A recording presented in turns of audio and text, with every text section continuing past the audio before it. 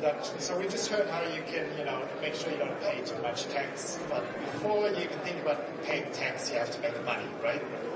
And innovation is an excellent way to make millions, but it's also a very quick way to sink millions. So I think what I want to talk today is a bit about, how to win with innovation. Maybe first a quick word about Nielsen. So this is the marketplace. This is the marketplace with Nielsen. Essentially, we are a measurement company. We measure things. Arthur C. Nielsen, the founder of the company 90 years ago, is credited with coining the phrase market share, this idea that, it might be interesting for companies to know what share of the market they have. We measure all kinds of things. There's a specific area in Nielsen that I work in. It's called the innovation practice. We measure things before they exist. We measure ideas. We measure the potential of an innovation before it hits the market, so you can decide if it makes sense, and we help you to make it better. So, innovation can be so many things, and, we see here today when you go out there, it's a very broad thing. So I thought it might make sense to explain a bit what type of innovation we work on. We work on products and on services. And I would say the bulk of the work we do is products, and that's one of them. And you might think, is that really an innovation? But it's a really interesting story. It's from the US. This company was selling cheese, and making sandwiches was the big occasion for them. That's the opportunity to get their product into consumers' hands. But they were struggling a bit because might not have escaped you in recent years. Fat, especially saturated fat, isn't seen as very good, and consumers had concerns. Their brand wasn't doing as well as they could. So they did a bit of research to explore this a bit more, and they did it in a funny way. Like if you ask people about how they make sandwiches, it's hard for them to talk about. So they said, okay, let's think about your sandwich as a film or movie. And all the ingredients, your meat, your cheese, your tomato, they're actors. What roles would you give them? And what they found out, or were a bit disappointed about, is that the cheese was never really the lead character. That was the meat. And maybe for some people, but it didn't really feature there. It was more a supporting character, and more the supporting character that was falling out of favor a bit. If this would have been a supporting character in a soap opera, may have, been gone in 5 episodes. So they were concerned. So they thought we need to do something to make cheese more permissible. So they explored a bit, and they thought maybe low-fat, but they quickly realized that people don't really like that, like the association low-fat cheese, like, oh, I don't know, how does that taste? Probably not great.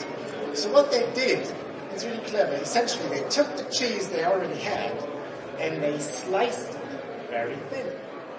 18 ultra-thin slices. And so it's the same cheese, but thin slices, allowed them to put a claim on their 40 calories. And you might think, that is it? It's actually, from a technology point of view, it's not that easy. Like, we talked to this company, it's quite hard to get it right. Like, so it looks nice, and the paper in between and all of this. So they spend a lot of time getting the product right, because it has to be thin, but not too thin. There's that point where you need 2 slices, which then defeats the purpose, right? So you still get that real nice cheese taste with that 1 slice and that permissible 40 calories. They spend a lot of things on the packaging. How should it look? How big should the calorie claim be? So, you might think like, is this what this guy does all day? Like, determine the width of a slice of cheese. Is that innovation, really? Well, in the first year, they sold $60 million worth of that. In the second year, they more than doubled their business. At that point, most manufacturers don't really bother if it's innovation or not. That's what they want. That's what helps them grow their brand. So that's a successful innovation. There is no shortage of innovation. The trend in Europe, we as Nielsen, we measure what people buy, what people watch in almost all European countries.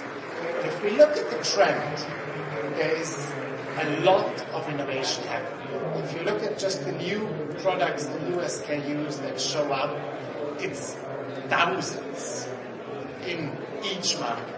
There's a lot, right? Everybody innovates. See, the main problem is this. Most of these don't survive the first year. So of all the stuff that get launched, these thousands, after 6 months, already half of it is gone from the shelves. After 12 months, 3/4 are gone. So, think about all these products, even if you don't advertise them. Somebody had to think about them, a name, somebody had to have a conversation with a trade, manufacture them. There's a lot of cost behind this. But if you're pretty brutal about this as a business, if you would just take all this money, take it to a casino, put it on red, statistically, you have a better chance to get your money back and a payout than if you invest in innovation. That's a big problem with innovation. It's a huge churn, and it's not a very efficient system. So what we did is we wanted to understand, these few innovations that are really successful, what makes them so successful? What separates them? Because what we clearly see in our data is, if you look at all the innovation and all the money that manufacturers make from innovation, it comes really from a few. A few bring all the money in, and then there's a long, long, long tail that basically contributes nothing to your growth. So what sets these few apart? So what we did is a very big audit of all the data we have. We looked at 17 categories in 5 European markets. We identified over 8,000 genuine product innovation that you could call innovation. And then we wanted to find out what are the really big ones. And we identified 18 winners. We had 3 criteria. One is it has to be distinct. It has to be proper innovation, not just pack change for a product that already sells well. It has to have a certain size. So it has to be at least $10 million in revenue in the country that it's launched. And the third criteria that's often overlooked, it has to be sustainable. So we're not just looking at 1 year time frame. It has to be in market at least 2 years. Because what we see is often like the sales trend for innovation is this. So we wanted to single out the ones that have potential to be there still in year 3, 4, 5. So there's 18. These are the 18. They all have interesting stories. We talked then subsequently, we identified them. We talked to the manufacturers of these products. We found out how they went about developing them. And the really interesting things, look at this. It's food and non-food. It's all kind of different products. The interesting thing is, once you listen to the stories, how they identified the opportunity, created the product, marketed it, these breakthrough innovations often have more in common with each other than, the same innovation or different innovations from the same manufacturer. So there is a trend, So I could just throw these things up there and say, hey, these are breakthrough products. If you were involved in any of them, congratulations. And that's part of the reason why we're doing this. But the other bigger reason is we want to identify what made them good. Why are they good? And why is the other stuff not good? Like, what do they have in common? So what we've done is we looked at them, we talked a lot, we researched, and we built a theory around it. What do you have to do to develop one of these breakthrough innovations? We call it the jobs theory. And first of all, you have to have a proper definition of innovation. And if you go to manufacturers and say, what's an innovation? You ask 10 manufacturers, you get 10 definitions. Innovation is very different for every manufacturer. However, for consumers, there's a very clear definition. The circumstance of a struggle. And innovation resolves a problem for a consumer, addresses something in their lives that Maybe a big thing, maybe a little niggling thing, but it makes their life a little bit better. And the more specific you can nail down that struggle that your consumers, your potential customers have, who is it that has that problem? Where in their lives do they have that problem? When, on what occasion do they have that problem? The more specific you can nail it down, the much better chance you have to come up with a true, proper, good innovation that consumers actually want. So that circumstance of struggle becomes really the essential unit of innovation. So we talk about to our clients about, think a lot more about the issues that consumers have and make it really specific. Don't think so much that, we make cheese. We can make cheese in many forms. Maybe we should make little balls. Maybe people like that, right? Snacking all this. If you don't really have a connection to the consumer, if you don't really understand what you're doing for the consumer with your product, very likely you're one of the 3 out of 4 products that are not there after you. And what we found is that, this is a very broad thing, like circumstance of struggle, it sounds a bit abstract. To make this a bit more specific, we came up with this framework, the jobs framework. We found it hugely beneficial to think of products, consumer products that you can go out to a supermarket and buy, not actually as products that somebody manufactures, but think of them as services.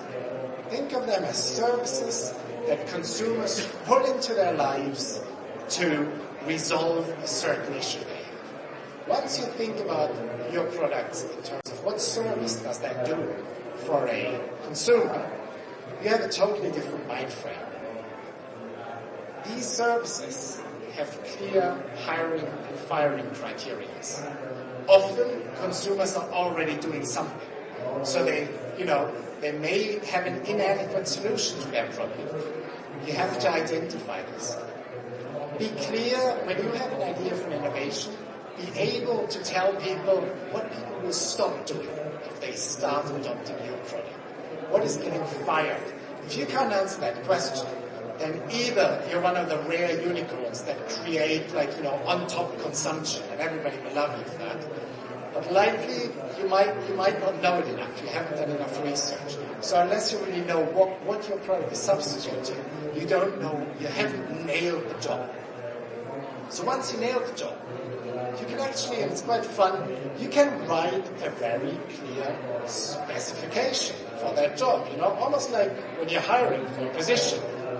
That product must have the following qualifications and, it must do the following services for this customer. Do it. It's a fun exercise. Write it down. It really helps to shape, does it actually do that? What does it do? Because I see this a lot, that people are very vague. Innovation comes into the world because they have to do something. It's my annual goals. I have to launch 2 products this year. Or the retailer expects us, so we have to be seen as innovative. But all of this creates that churn. If you follow a framework like this, that forces you to really think about, what does my product do for a consumer? You have a much higher chance of coming up with something really good. And what then happens is, fourth point, I should go away from my phone. Category boundaries start to transform. So think of the cheese, the natural competition you think is like sliced cheese, other sliced cheese, maybe low-fat sliced cheese, maybe block cheese. But once you think about that, it's not only cheese, it's what's competing with sandwiches. It may be, a muesli bar, it may be non-consumption, it may be, people having a proper meal and not a sandwich at all. So this, thinking in strict categories is often not helpful to come up with big innovation. Think about how consumers use your product. So most managers, when they look at the world, they see consumption. They see growing trends, and they want to have a share of that pie. If innovators look at the world, they often see other things. They see non-consumption. This is a good example. Squash, Robinsons, you might know it. They saw people don't consume enough water. Nobody drinks enough water. And that's the event. You probably don't drink enough water. Part of the reason is water tastes a bit bland. So this company said, but we have this fantastic squash that makes water taste great, but it comes in this massive bottle. It's not convenient for out-of-home consumption. So they came up with a compressed version of their stuff. It's good for 15 times, make your glass of water taste nice. They put a lot of thought in it to make it look right. Very big success for them. Innovators see inadequate trade-offs. For example, you might know Tropicana juice. They were to launch in Turkey. It's a hard market in Turkey. People don't buy packaged juice because people have access to fresh fruit year-round at a very good price. They all have juices. They juice because Turkish people tend to think that the best peaches come from Bursa. And I'm not going to buy some, low-level juice in a carton. So what they did is they played on that. And they developed, this is packaged juice, all the convenience of the juice, but your local fruit. Suddenly, that trade-off, consumers didn't have to make anymore. Best of both worlds. I don't have to clean the juicer in the morning, but I still get the peaches from Bursa. Innovators see struggles. If you have a cat, maybe you know this, but actually a cat litter is really big. If you want a good deal, and it's really heavy. And there's a lot of older people with pets. And this company did research, and they found out that often they asked somebody to help them to put the cat litter in the car. And then some of them were using it out of the car, tray by tray, until it was light enough to then carry into the house. So they came up with an R&D, and that wasn't easy, but they came up with the idea, a lighter cat litter. And it gives just as much, use cases, use opportunities, but it's half the weight. It's literally flying off the shelves. So, to wrap this up, think about innovation from a consumer's perspective. That's really the key takeaway. Define the job, nail the job, spec the job, and then innovate against that job specification. Then if you have a great idea, and if you want to think, maybe it's a good or bad idea, we can help.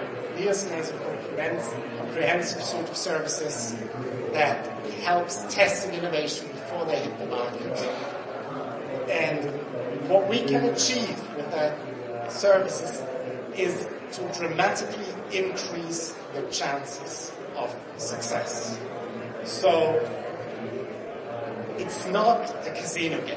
Like the excuse that you can never know, innovation is magic, or it's luck, we just have to launch a lot and then something will stick, is not true. You can, we've proven on hundreds of launches that you can dramatically increase your chances of being successful in market if you have the right theory, if you do the right testing, if you stay true to your idea, and if you invest before you launch so you don't incur all the costs from that churn. So, thank you very much. If this is interesting, we have a stand, I think, straight through there, in the back of the room to the left. See us there if you want to chat. Thank you very much.